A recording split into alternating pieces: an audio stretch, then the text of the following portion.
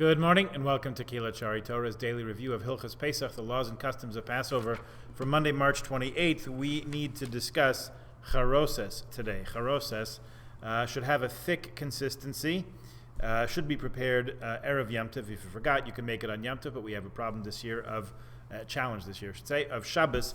So do put that on your to-do list for Friday, well before the beginning of Yom Tov and the Seder.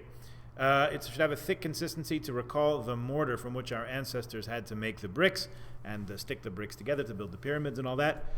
When you are ready to dip the maror into it, you should add a little wine or vinegar to make it softer. Also, adding wine represents the blood that was spilled, the Jewish blood that was spilled, and also makes it fit for dipping, makes it more of a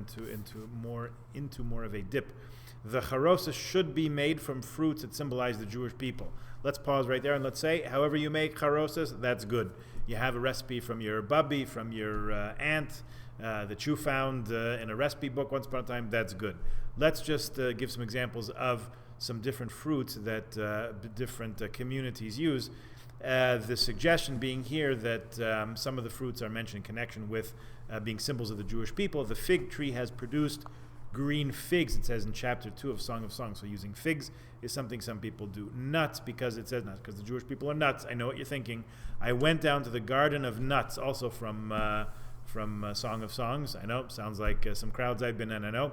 Dates, because it says I will ascend the palm tree, the date palm, also in Song of Songs.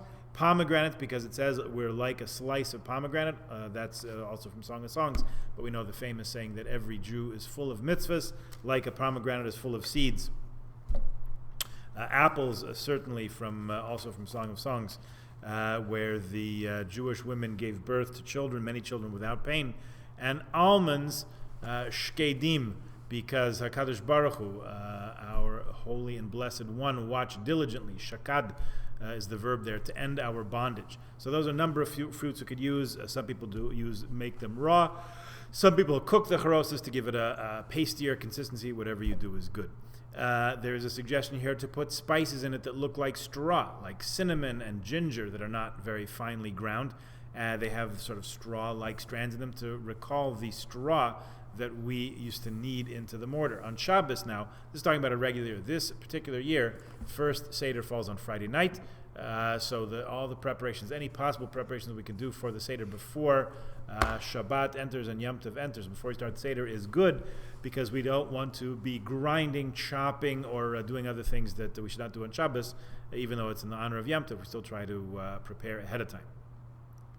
The Kitzur Shulchan Aruch cautions on Shabbat, you should not pour wine and vinegar into the charoses, but rather do it in an unusual manner by putting charoses into the wine or the vinegar. Here's a little practical tip.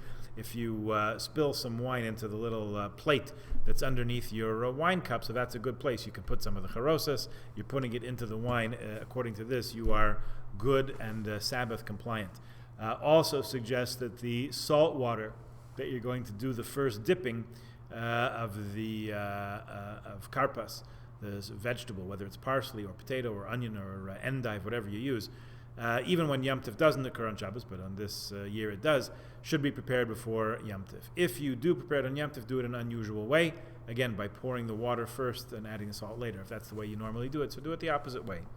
That is charoses and salt water.